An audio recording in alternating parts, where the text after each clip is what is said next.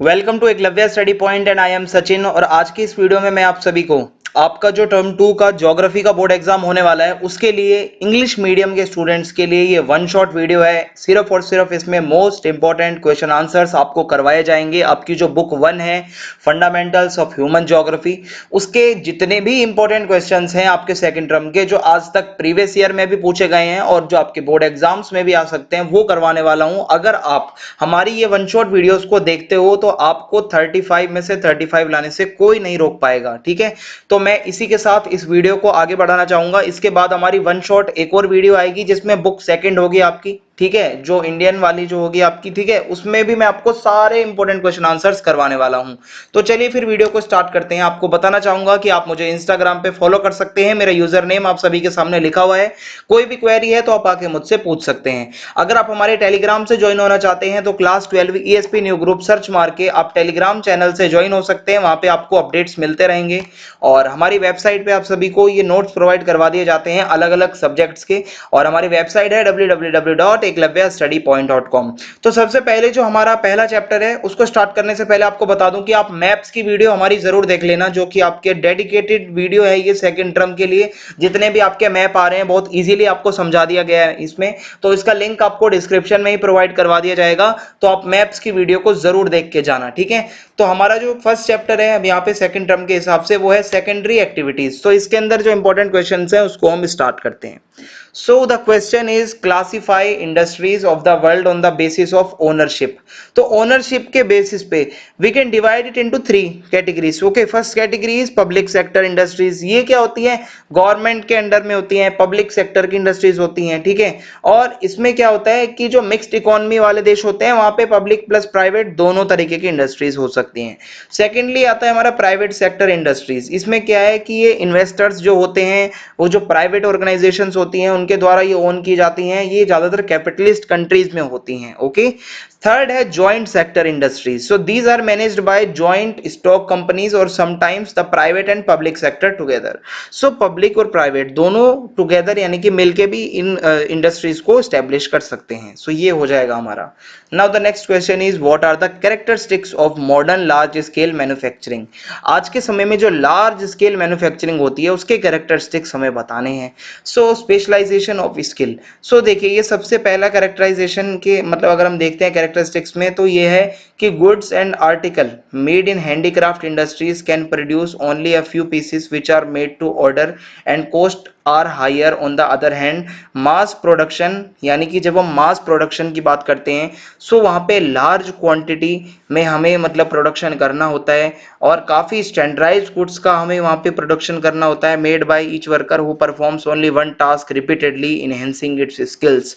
क्योंकि जो बड़ा टास्क होता है, जो बड़ा लेवल पे जो प्रोडक्शन होता है लार्ज स्केल पे, उसमें जो वर्कर्स होते हैं वो एक ही टास्क के लिए वहां पे स्किल्ड होते हैं, ना कि वो अलग अलग काम एक ही बंदा करता हो। सो सेकंड है मैकेनाइजेशन, यानी कि in modern days large scale industries automatic machines are used to accomplish task. यानी कि ज्यादातर जो लार्ज स्केल की इंडस्ट्रीज हैं वहां पे ऑटोमेटिक मशीन्स होती हैं जो काम पूरा कर देती हैं।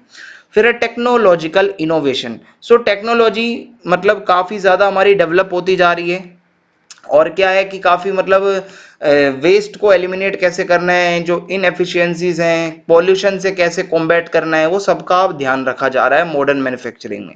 फोर्थ इसका जो कैरेक्टरिस्टिक्स है वो है ऑर्गेनाइजेशनल स्ट्रक्चर।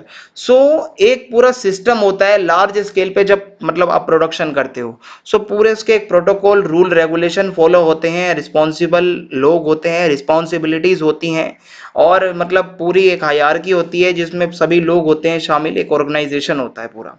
फिर है stratification of labour force. So labour force is stratified as per their skills, experience, specialisation and abilities.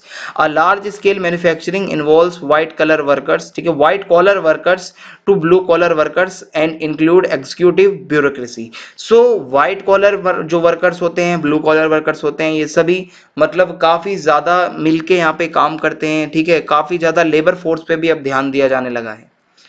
Explain any three characteristics of footloose industries. So अगर आप यहाँ पे देखेंगे फुटलूज इंडस्ट्रीज जो होती हैं हमारी, सो फर्स्ट ऑफ ऑल इसकी जो कैरेक्टरिस्टिक है वो है इंडिपेंडेंट ऑफ द लोकेशन। कहीं पे भी ये हो सकती है, इसके लिए कोई ऐसा ये डिपेंडेंट नहीं होती कोई स्पेसिफिक रॉ मटेरियल के लिए, ठीक है, और कोई इसका वेट लूज हो जाएगा। या अगर आप देखें जो लार्जली डिपेंडेंट जो मतलब ये नहीं होती है किसी भी ऐसे कंपोनेंट्स पार्ट्स पे वगैरह पे, ठीक है, ये कहीं भी हो सकती है एस्टेब्लिश। स्मॉल स्केल इंडस्ट्रीज, इनका प्रोडक्शन काफी स्मॉल स्केल पे होता है, स्मॉल क्वांटिटी होती है और स्मॉल लेबर फोर्स यूज होता है। इको फ्रेंडली, काफी ज्यादा मतलब इको फ्रेंडली होते हैं यानी कि पॉल्यूशन नहीं करते। Largely dependent on road network, यानी कि the important factor in their location is accessibility by road network, road network से यानी कि लिंक होना चाहिए, कनेक्शन सही होना चाहिए। Describe any three characteristics of agro based industries in the world. So agro based industries में क्या होता है कि जो मतलब रॉ मटेरियल की प्रोसेसिंग होती है आगे, ओके, जो कि फार्म से आता है, फील्ड से आता है और आगे उसको प्रोडक्ट में बना दिया जाता है। फिर है major industries. So major agro processing industries are, जैसे कि अगर हम बड़ी बड़ी इंडस्ट्रीज की बात करें तो फूड प्रोसेसिंग इंडस्ट्रीज में sugar, pickles, fruit juice, beverages, spices, oil, textiles, cotton, jute, silk, ये सारी हमारी एग्रो बेस्ड ही हैं, ठीक है, जो इंडस्ट्रीज हैं। फिर location of the agro based industries, तो जनरली ये जो इंडस्ट्रीज होती हैं ये आसपास वहीं होती हैं जहां पे रॉ मटेरियल होता है इनका, ठीक है, बिकॉज जो एग्रीकल्चरल प्रोडक्ट्स होते हैं वो पेरिशेबल होते हैं, वो खराब ना हो जाएं, इसलिए आसपास होती हैं। How are technological innovations important aspects, ठीक है, of the modern manufacturing industries, technological innovations. तो अगर आप यहाँ पे देखोगे ये मैंने क्वेश्चन पीछे आपको समझा दिया है, ठीक है, उसी से ये रिलेटेड है तो आप इसको कर सकते हो, ये मैंने अभी आपको पीछे बताया है। Differentiate between small scale manufacturing and large scale manufacturing. So इसमें आपको कुछ भी नहीं करना, कोई भी दिक्कत नहीं आने वाली है आपको। अगर आप इसमें देखेंगे, एक सेकंड रुकिए बस, थोड़ा सा आपको आधा दिख रहा होगा। Yes, I hope you can see now full. So अगर इसमें हम बात करें तो इसमें अगर रॉ मटेरियल की बात करें तो लार्ज स्केल इंडस्ट्रीज में बहुत ज्यादा अमाउंट चाहिए होता है रॉ मटेरियल का, वहीं ये जो स्मॉल स्केल इंडस्ट्रीज हैं ये लेस रॉ मटेरियल्स को यूज करती हैं। कैपिटल इन्वेस्टमेंट की बात करें तो लार्ज अमाउंट चाहिए होता है भाई, ऑब्वियसली अगर लार्ज स्केल इंडस्ट्री है तो पैसा ज्यादा चाहिए। वहीं स्मॉल स्केल इंडस्ट्रीज में a small amount of capital is invested. फिर है नंबर ऑफ पीपल एम्प्लॉयड। सो देखो जब लार्ज स्केल इंडस्ट्रीज हैं तो ज्यादा से ज्यादा स्किल्ड लेबर चाहिए इन्हें और ज्यादा से ज्यादा मतलब लेबरर्स की जरूरत होती है। वहीं स्मॉल स्केल इंडस्ट्रीज में क्या होता है, due to small capital investment और छोटी साइज की इंडस्ट्रीज होती हैं, so less number of labour होता है इसमें, ठीक है, ये नाम से पता चल जाएगा आपको। What are the basis of recognizing a traditionally industrial region? एक इंडस्ट्रियल रीजन को आप कैसे पहचान सकते हो? So these are based on heavy industries, ठीक है, often located near coal fields, जो कोल फील्ड्स वगैरह होती हैं उसके आसपास होते हैं। मेटल स्मेल्टिंग वगैरह यहाँ पे होती है, हैवी इंजीनियरिंग का काम होता है, केमिकल मैन्युफैक्चरिंग होती है, टेक्सटाइल प्रोडक्शन इनमें होता है। And these industries are now known as smoke stack industries, क्योंकि ये बहुत ज्यादा पॉल्यूशन करती हैं, ठीक है। इसके लिए कुछ इसके कैरेक्टरिस्टिक्स हैं जैसे कि high proportion of employment in manufacturing industries, काफी ज्यादा लोग चाहिए होते हैं, लेबर चाहिए होती है यहाँ पे। सो हाई डेंसिटी हाउसिंग, काफी मतलब डेंस वाले मतलब बहुत डेंस आसपास कमरे होते हैं। ऑफन ऑफ इंफीरियर टाइप, ठीक है, एंड पुअर सर्विसेज, काफी ज्यादा बेकार सर्विस होती हैं। अनअट्रैक्टिव एनवायरमेंट, एनवायरमेंट काफी बेकार होता है, फॉर एग्जांपल पॉल्यूशन होता है, कचरे के ढेर लगे रहते हैं, यानी कि जो ट्रेडिशनली इंडस्ट्रियल रीजन होता है वो बहुत बेकार होता है। प्रॉब्लम्स ऑफ अनएम्प्लॉयमेंट, ठीक है, प्रॉब्लम्स ऑफ अनएम्प्लॉयमेंट, तो यहाँ पे कभी कभार ये दिक्कत भी रहती है। Immigration and derelict lands areas caused by closure of factories, ठीक है, तो बहुत बारी क्या होता है जिस लैंड पे ये फैक्ट्रीज बनी होती हैं अब ये तो बंद हो जाती हैं, वो लैंड भी खराब हो जाता है इसी तरीके से, ठीक है। How are industries classified on the basis of raw material use. So raw material के उस पे बेसिस पे एक तो एग्रो बेस्ड इंडस्ट्रीज होते हैं जो पीछे आपको पढ़ा दी मैंने। मिनरल बेस्ड इंडस्ट्रीज होती हैं जैसे कि जो मिनरल्स को यूज करती हैं रॉ मटेरियल में, आयरन, कॉपर, सीमेंट, ठीक है। फिर है केमिकल बेस्ड इंडस्ट्रीज जो कि नेचुरल केमिकल्स जैसे कि पेट्रोलियम, सॉल्ट, सल्फर, ये मतलब एक्सेट्रा को यूज करके आगे प्रोडक्शन होता है। सो ये हो जाएगा इसमें।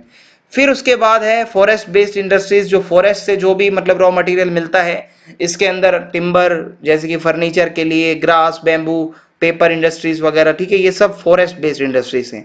एनिमल बेस्ड इंडस्ट्रीज, यहाँ पे एनिमल से जो रॉ मटेरियल हमें मिलता है जैसे कि वूल, ठीक है, वूल मिलता है हमें, और उसके बाद आइवरी जो कि एलिफेंट से मिलती है हमें, लेदर मिलता है, चमड़ा मिलता है, इसी से ये एनिमल बेस्ड इंडस्ट्रीज चलती हैं। Define manufacturing, classify manufacturing industries on the basis of size. So ownership के बेसिस पे आपको मैंने पीछे बता दिया था, अब साइज के बेसिस पे देख लेते हैं। बाकी मैन्युफैक्चरिंग का मतलब यही होता है, रॉ मटेरियल को हम ऐसे चीज में कन्वर्ट कर दें कि उसका फिर हम एक प्रोडक्ट बना दें। ओके, उसको फिर हम मतलब आगे जाके मतलब उसका एक प्रोडक्ट बन जाता है। So manufacturing involves a full array of production from handicrafts to moulding iron, steel and stamping out plastic toys, ये सारा मैन्युफैक्चरिंग के अंदर ही हमारा आ जाता है। ठीक है, सो इस तरीके से है। सो सबसे पहले अगर हम साइज के इसके बेसिस पे देखें, सो कॉटेज इंडस्ट्रीज आती हैं, ये स्मॉलेस्ट मैन्युफैक्चरिंग यूनिट है, सबसे छोटी। द क्राफ्ट्समैन और artisan use local raw material, आसपास के रॉ मटेरियल का यूज करके प्रोडक्शन होता है। दे यूज सिंपल टूल्स, ठीक है, they use simple tools to produce goods, ठीक है, सामान बनाने के लिए सिंपल टूल्स का यूज होता है। Their homes with the help of their family members और पार्ट टाइम लेबर, घर के लोग ही मिलके प्रोडक्शन कर लेते हैं। फिर उसके बाद है, ठीक है, अगर यहाँ पे देखोगे कि और भी इसके कुछ हैं फीचर्स, फिनिश्ड गुड्स में be consumed in the same house hold, हो सकता है वो जो चीजें बना रहे हैं वो अपने घर के लिए बना रहे हो या लोकल मार्केट में बेच दें। It has low commercial significance, यानी कि इसमें कॉटेज इंडस्ट्रीज में कमर्शियल सिग्निफिकेंस कम होता है। सेकंड है स्मॉल स्केल इंडस्ट्रीज, इसमें क्या है, small scale industries is distinguished from house hold industries, ये थोड़ी सी इससे अलग है क्योंकि इसके प्रोडक्शन की टेक्निक अगर आप देखोगे और इसका जो प्लेस ऑफ मैन्युफैक्चरिंग है, ये भी रॉ मटेरियल को ही यूज करते हैं, लोकल रॉ मटेरियल को। इसमें सिंपल सी मशीन्स यूज होती हैं, ठीक है, जो मतलब चलती हैं पावर से ही, एंड सेमी स्किल्ड लेबर होती है इसके अंदर, ज्यादा पूरी ज्यादा स्किल्ड नहीं होती। एंड इससे क्या होता है, आसपास के एरिया में एम्प्लॉयमेंट मिलता है, ठीक है, और लोकल परचेजिंग पावर इससे बढ़ती है। फिर है लार्ज स्केल इंडस्ट्रीज, नाम से पता चल रहा है हैवी, इसमें अमाउंट लगता है, लार्ज कैपिटल लगता है, लार्ज नंबर ऑफ यानी कि मैक्सिमम नंबर ऑफ लेबर चाहिए होती है इसके अंदर, ठीक है, और इस तरीके से ये अब ज्यादा इसमें मास प्रोडक्शन होता है, एनर्जी बहुत ज्यादा चाहिए होती है, रॉ मटेरियल ज्यादा चाहिए होता है। सो ये हो जाएगा। What are the two factor affecting tourism in the world? अब हम आगे देखते हैं तो टर्शियरी एंड क्वार्टरनरी जो एक्टिविटीज हैं आपकी, वो क्वेश्चंस देखते हैं अब हम आगे, ठीक है, वन शॉट वीडियो है एज यू नो। सो इसमें टूरिज्म को अफेक्ट करने वाले जो फैक्टर्स हैं, उसमें एक तो आपका डिमांड है, यानी कि डिमांड बढ़ती जा रही है, हमारे लिविंग के स्टैंडर्ड चेंज हो रहे हैं, लेजर टाइम बढ़ रहा है, खाली टाइम बढ़ रहा है हमारा एंजॉय का।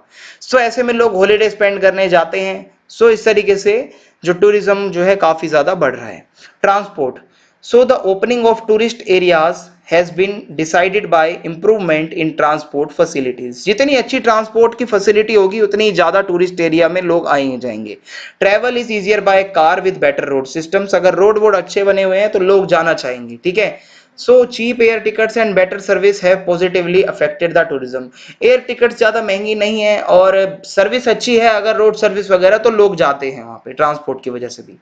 Explain any three characteristics of quaternary activities, ठीक है। सो इसके अगर हम देखते हैं characteristics, so first of all some high services like education, medical service, administration are included in quaternary activities, ठीक है, ये याद रखना क्या क्या चीजें इसमें आती हैं। these include research and development, jobs, knowledge based service etc, ये सारी दिमाग की चीजें इसमें आती हैं। these activities are an indicator of the level of economic development of a country, जितना अच्छा आपका क्वार्टनरी एक्टिविटीज का डेवलपमेंट होगा, आपका देश उतना ही ज्यादा आगे बढ़ेगा इकोनॉमी में। So these are dominant in a developed economy with industries and infrastructure, ठीक है। What is trade, what is its aim, what are trading centres. So अगर आप इसमें देखते हैं, ट्रेड इज एसेंशियली कुछ आप खरीदते हैं बेचते हैं, ट्रेड है। होलसेल होता है, रिटेल सेल होता है। The trade service aim at the profit, trade का मतलब ही यही होता है पैसा कमाना। The trading centre, trading centre क्या होता है, एक ऐसा प्लेस जहां पे आपका ट्रेड होता है, जहां पे आप कुछ बाय करेंगे या कुछ सेल करेंगे। ट्रेडिंग सेंटर आपके रूरल ट्रेडिंग सेंटर भी हो सकते हैं, अर्बन भी हो सकते हैं, ठीक है। फिर उसके बाद है what are culinary activities, give examples। so culinary activities focus on the creative rearrangement of new and existing ideas, data interpretation and use and evaluation of new technologies। so काफी ज्यादा क्रिएटिव ठीक है, और काफी ज्यादा न्यू आइडियाज के साथ ही activities होती हैं। That is the highest level of decision makers. जो सबसे ज्यादा डिसीजन मेकर्स का हायर लेवल होता है वो इसमें होता है। These are refer to as gold collar professions. इन प्रोफेशंस को गोल्ड कॉलर प्रोफेशंस भी कहा जाता है।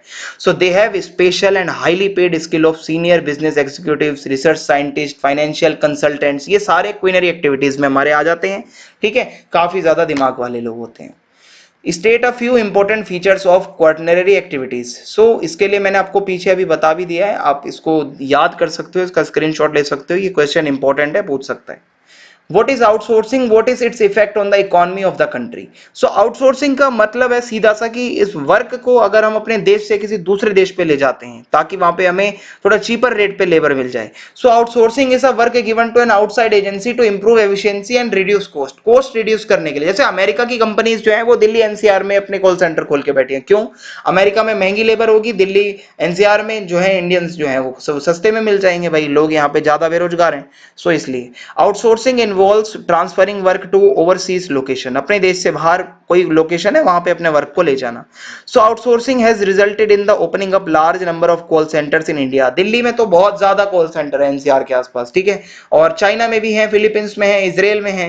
So it has created new jobs in this countries. इसकी वजह से इन देशों में जॉब्स की अपॉर्चुनिटीज आई हैं।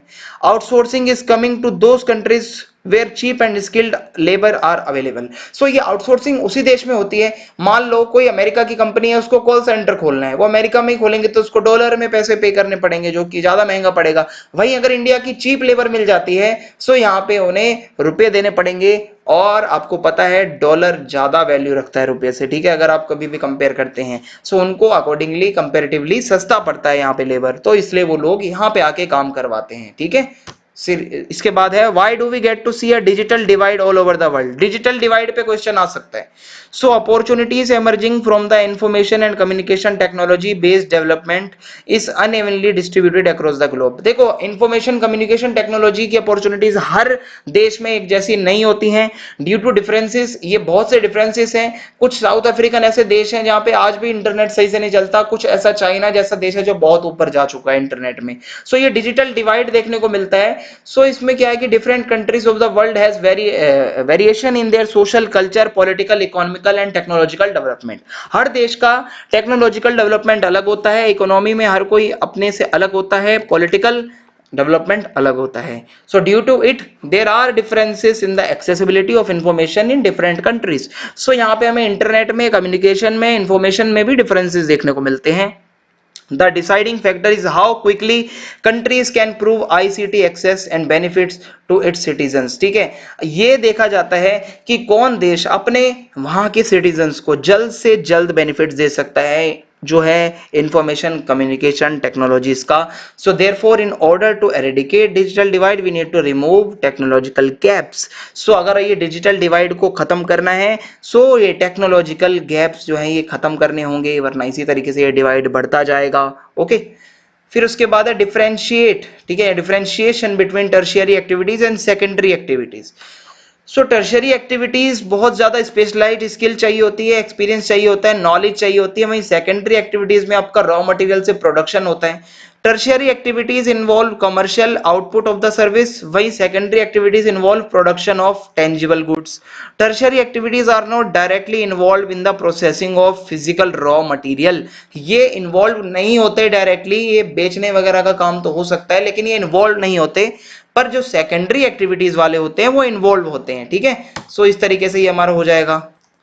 और अगर अब हम देखें, नेक्स्ट क्वेश्चन है differentiate between rural marketing centres and urban marketing centres. ठीक है, सो रूरल मार्केटिंग सेंटर्स जो होते हैं वो अपने आसपास के सेटलमेंट्स को फैसिलिटीज प्रोवाइड करते हैं। वहीं अर्बन की बात करें सो ये अपने लार्जर एरिया में फैसिलिटीज प्रोवाइड करते हैं। Rural centres are mostly rudimentary type and urban centre offer specialised service. ठीक है, रूरल सेंटर्स में बहुत से मतलब ज्यादा आपको इतने ज्यादा सर्विसेज नहीं मिलती, पर अर्बन में ज्यादा होती हैं।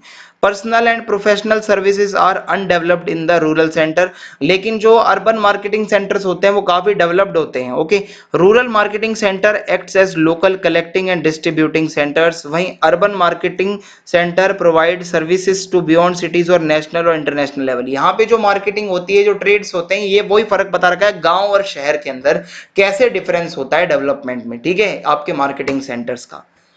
Differentiate between retail trading and wholesale trading. So retail में क्या है कि रूरल मार्केटिंग सेंटर प्रोवाइड, ठीक है, अगर आप यहाँ पे देखते हैं, सो होलसेल ट्रेडिंग में क्या है कि this is the business activity concern with bulk selling. ये देखो रिटेल में आपको क्या है कि कोई आप डायरेक्टली, ये लाइन थोड़ी सी कॉपी पेस्ट हो गई थी पिछले क्वेश्चन की। सो आपको क्या करना है कि होलसेल में आपने कभी भी देखा होगा कि बल्क में अगर आप कुछ लेते हो तो वो होलसेल में बिजनेस होता है उसका। वहीं आपको कुछ छोटा अगर चाहिए होता है कम क्वांटिटी में, तो आप रिटेल ट्रेडिंग के लिए जाते हैं।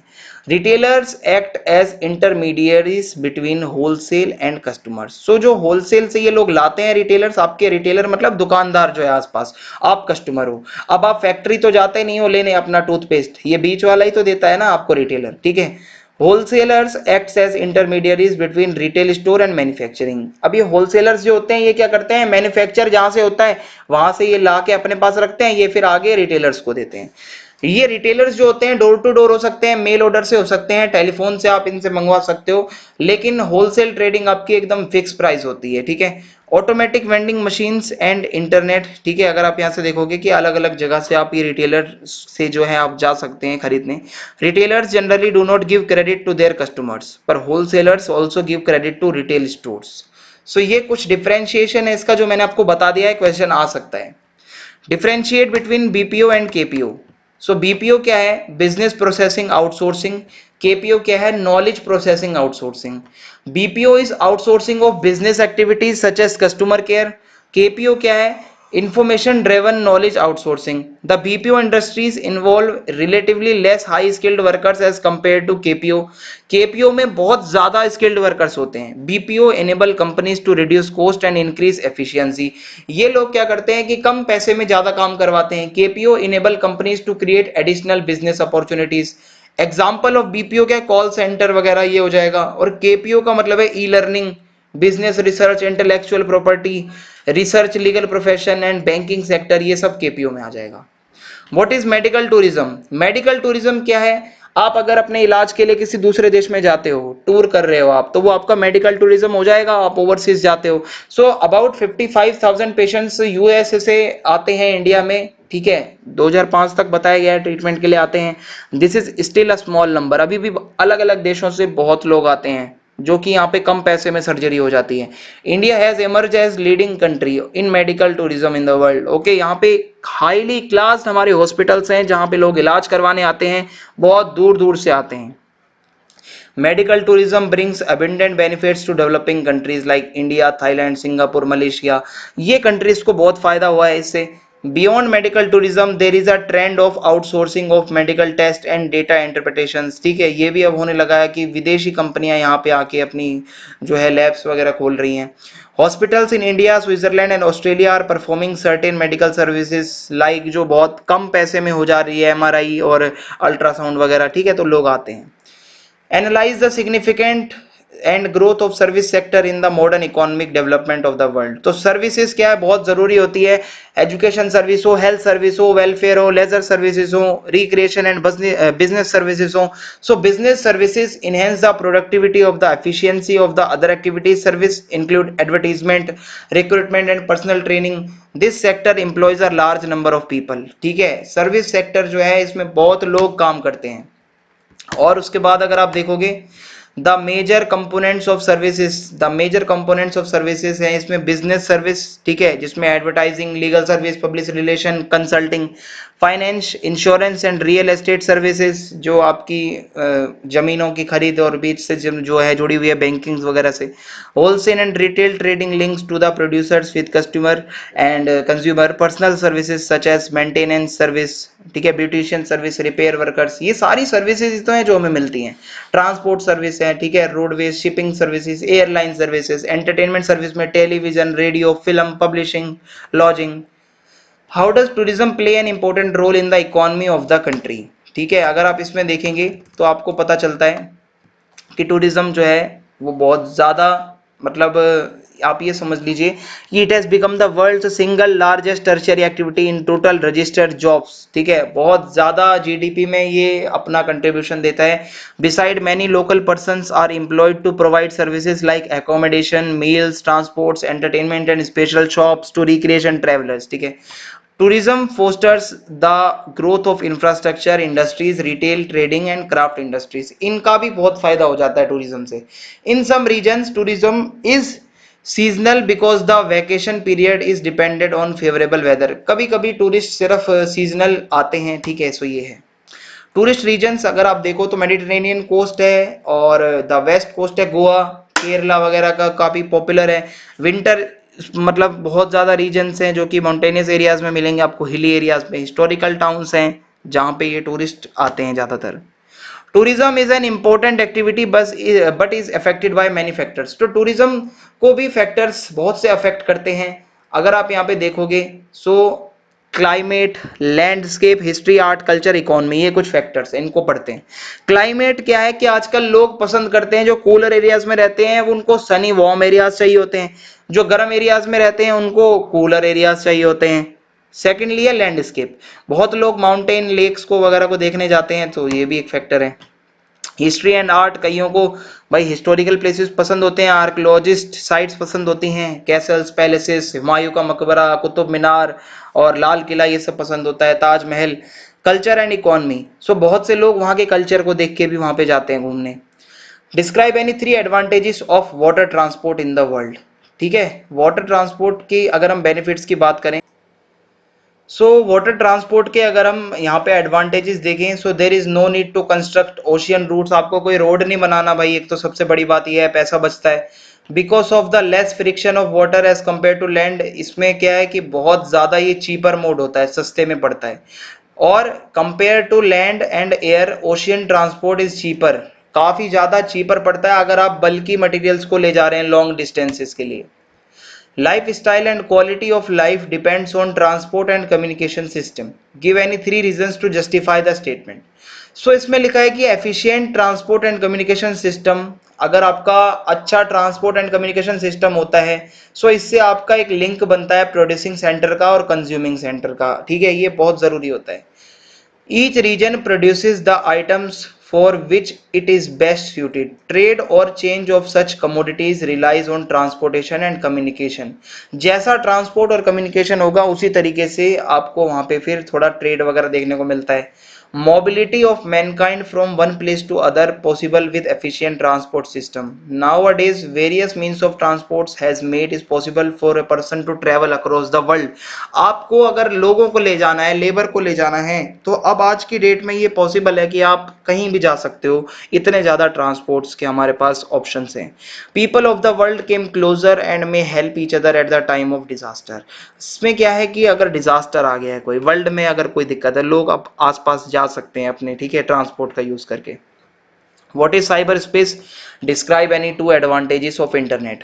साइबर स्पेस क्या है कि is the world of electronic digital space. In other world's it is digital world. Cyber space क्या है? हमारा डिजिटल वर्ल्ड है जहां पे हम कम्युनिकेट करते हैं, इंफॉर्मेशन लेते हैं। तो इंटरनेट क्या है कि बहुत ज़्यादा फैल चुका है और economic and social space of human through email, e commerce, e learning and e governance, इससे इंटरनेट और फैला है। Internet as a modern communication system, हमारा आज के डेट में सबसे ज़्यादा मॉडर्न कम्युनिकेशन सिस्टम इंटरनेट है, जो कि इसने ग्लोबल विलेज को एक रियलिटी बना दी है कि हमारा पूरा विश्व, पूरी दुनिया एक गांव है, एक परिवार है। यह आज सच हो चुका है। फिर define highways and describe their main features. So highways क्या है? मेटल रोड्स होते हैं जो दूर दूर के एरियाज को कनेक्ट करते हैं एंड कैपिटल्स को कनेक्ट करते हैं, स्टेट्स की इंपॉर्टेंट सिटीज को, मेगा सिटीज को, एयरपोर्ट और पोर्ट्स को कनेक्ट करते हैं। सो मेन फीचर्स क्या है कि काफी ज्यादा आप अच्छी मूवमेंट कर सकते हो। ठीक है, व्हीकलर मूवमेंट अच्छी से हो सकती है, कोई ऐसा कोई दिक्कत नहीं होती आपको। And these are 80 metre wide, 80 metre चौड़े होते हैं। सेपरेट ट्रैफिक लेन्स होते हैं, ब्रिजेस होते हैं, फ्लाईओवर्स होते हैं, ड्यूअल कैरियज वेज भी होते हैं। Explain any 3 points of economic significance of trans Siberian railway. So trans Siberian railway ये जो है सेंट पीटर्सबर्ग से लेके आपका व्लादिवोस्टोक तक है, और ये Pacific coast in the east तक है, और ये एशिया का मोस्ट इंपॉर्टेंट रूट होता है। इकोनॉमिक इसके सिग्निफिकेंस क्यों ज़्यादा है, ये एशिया को यूरोप के मतलब मार्केट से जोड़ता है, और ये यूराल माउंटेन से होता हुआ मतलब जाता है। यहाँ पे एक एग्रो सेंटर भी है चिता, एंड इरकुत्स्क जो कि एक फर सेंटर है, वहां से होता हुआ जाता है। It has several other connecting links to the south, और एशिया में बहुत ज्यादा इसके लिंक्स है, तो ये इसलिए इकोनॉमिकली काफी ज्यादा इंपॉर्टेंट है। Briefly explain the main features of Panama canal. Panama canal के बारे में आते हैं क्वेश्चंस, ठीक है। सो कैनल जो है ये अटलांटिक को कनेक्ट करती है, ठीक है, in the east to the Pacific ocean in the west, तो ये इन दोनों को कनेक्ट करती है। ये लगभग 72 किलोमीटर लॉन्ग है और 12 किलोमीटर डीप है। इसमें 6 लॉक सिस्टम है, एंड इसने डिस्टेंस को शॉर्टन किया है between east coast of USA और वेस्ट कोस्ट 1300 यानी कि 1300 किलोमीटर का डिस्टेंस कम किया है। Why Rhine is the world's most heavily used waterway. तो राइन क्या है, इसमें क्या है कि more than 20,000 ocean going ships and लगभग अगर आप यहाँ पे देखो 2 lakh inland vessels exchange their cargo in this route. इतना ज़्यादा बिजी है ये। Huge tonnage moves along with मतलब this stretch of the waterway. काफ़ी ज़्यादा हैवी जो मतलब आप कहते हैं सामान है, जो गुड्स हैं वो जाते हैं यहाँ से। The river Rhine is navigable for 700 kilometre from Rotterdam in Netherlands to Basel in Switzerland. तो ये इसकी 3 आप मेन कैरेक्टरिस्टिक्स याद कर लेना, 3 features. What are the main factors responsible for the development of inland waterways in the world. Inland यानी कि अंदर ही अंदर जो वाटरवेज होते हैं देश के। So for Indian waterways river should be perennial, ठीक है, पानी होना चाहिए भाई रिवर्स में। The river should be navigable free from waterfalls, gorges and meanders, and river should not be frozen in winters. पानी जम जाएगा तो भाई कैसे जाओगे। River mouth should be free of silt to allow connectivity of sea routes to inland waterways. ज़्यादा मतलब नदी जो है वो गंदी ना हो, गाद वाद ना भरी हुई हो, जिससे मतलब वो जो वाटरवेज है वो सही से काम ना कर पाए, तो ये है। What are the main challenges faced by roads transport system? So एक तो नेचुरल डिजास्टर हो जाता है तो दिक्कत आ जाती है, बैड वेदर कंडीशंस हो, पानी आ जाता है अगर रोड पे बहुत ज्यादा तो दिक्कत है, पॉपुलेशन ज्यादा है, ट्रैफिक बढ़ रहा है, रोड कंस्ट्रक्शन मेंटेनेंस पे पैसा बहुत लगता है, सो हर कंट्री इसको नहीं बेयर कर पाती है। How is road transport better than railways. लेकिन रेलवे क्या है, आपको घर तक नहीं लेके आता, रोड्स के ही द्वारा आप घर तक आते हो। ओके, आप डोर टू डोर जा सकते हो, रोड्स को माउंटेनियस एरियाज में ले जा सकते हो, रफ टेरेन में भी बना सकते हो।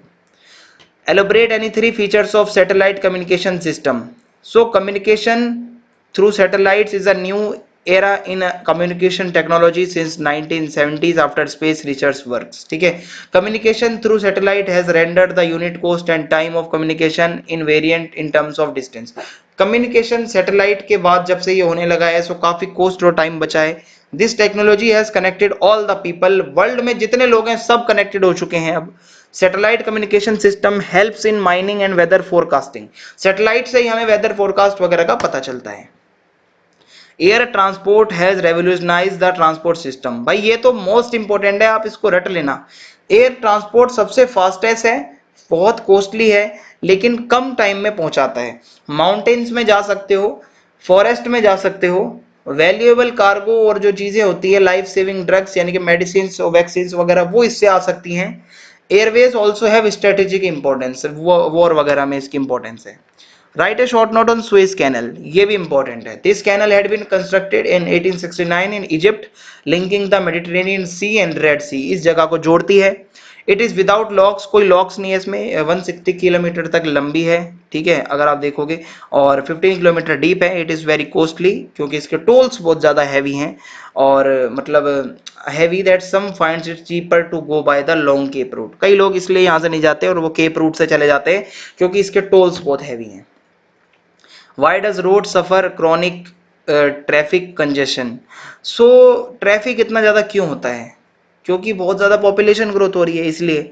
अब क्या हो सकता है, पब्लिक ट्रांसपोर्ट ज़्यादा यूज हो तो इसमें कुछ मदद मिलेगी, रोड्स चौड़े हों तो मदद मिलेगी, और there should be unobstructed vehicular movement and flyovers bridges should be made. Flyovers ज़्यादा से ज़्यादा होंगे, ब्रिज होंगे तो इसमें मदद मिलेगी। Right any 3 characteristics of waterways. Waterways के बारे में तो मैंने आपको पीछे बता भी दिया है अभी, वही आप कर सकते हो, ठीक है, बिल्कुल वही चल जाएगा, कोई दिक्कत ही नहीं है। Explain advantages and disadvantages of pipeline transport. तो पाइपलाइन क्या है, लिक्विड गैस वगैरह के लिए होती है use, water, petroleum, natural gas वगैरह इससे होता है। एडवांटेज क्या है कि ये कहीं भी इसको बिछाया जा सकता है। ओके, लिक्विड एंड गैस में be transported rapidly low cost पे। इट इज इको फ्रेंडली, कोई दिक्कत नहीं है वैसी। एंड डिसएडवांटेज की बात करें तो लीकेज हो सकती है, तो मुश्किल हो जाता है ढूंढना। एक बार ही बिछा दिया तो उसकी कैपेसिटी को नहीं बढ़ा सकते। It's security is a big problem, कहीं भी लीकेज हो सकती है भाई। Give a description of networking of pipeline transport in the world. So pipelines के बारे में मैंने आपको ऊपर तो ये बता दिया है, लेकिन कुछ और पॉइंट्स याद कर लो। इसमें in USA there is a dense network of oil pipelines. USA में बहुत पाइपलाइंस है, बिग इंच बहुत फेमस नाम है एक पाइपलाइन का। And there are network of pipeline in Europe also, western Asia में भी। इंडिया की जो है सबसे फेमस जो है वो है HBJ pipeline. And there is a propose pipeline from Iran to India via Pakistan, ये भी होने वाला है। Write the name of longest transcontinental railways. Describe its main features. So, this railways runs from St. Petersburg in the west to Vladivostok on the Pacific coast. ये भी मैंने आपको अभी पीछे बता दिया था, ठीक है, जो अभी हम ये पढ़ के आए हैं, जो इकोनॉमिकल भी उसके मैंने आपको चीजें बता दी हैं। What are disadvantages of air transport? इसमें क्या है भाई, कॉस्टली बहुत है, रिच लोग जा सकते हैं, और बैड वेदर में फ्लाइट्स नहीं जा सकती, हाईजैक होने की दिक्कत रहती है, एक्सीडेंट्स हो सकते हैं। Classify means of communication on the basis of scale and quality into 2 categories, ठीक है। Personal communication, mass communication. Personally यानी कि हम अपना फैक्स सर्विसेज, SMS और टेलीग्राफ, टेलीफोन, ये सब हो जाएगा। मास कम्युनिकेशन में टीवी, रेडियो, हमारा हो जाएगा न्यूज़पेपर। और एडवर्टाइजिंग के लिए बढ़िया होता है मास कम्युनिकेशन, ये आप बता सकते हो, लार्ज ऑडियंस तक जाता है मास कम्युनिकेशन। लेकिन पर्सनल तो एक से दूसरे के बीच में रहता है। सो इसी के साथ ये वीडियो खत्म होती है। एक और वन शॉट वीडियो आएगी जिसमें सेकंड बुक भी आपकी करवा दूंगा इसी तरीके से। सारे ये इंपॉर्टेंट क्वेश्चंस हैं जो मैं आपको करवा रहा हूँ, यही क्वेश्चंस आपके एग्जाम में आपको देखने को मिलेंगे। सो इस वीडियो में इतना ही था। चैनल को सब्सक्राइब करना ना भूलें, ज्यादा से ज्यादा वीडियो को शेयर करें। जय हिंद, जय भारत, बहुत बहुत धन्यवाद।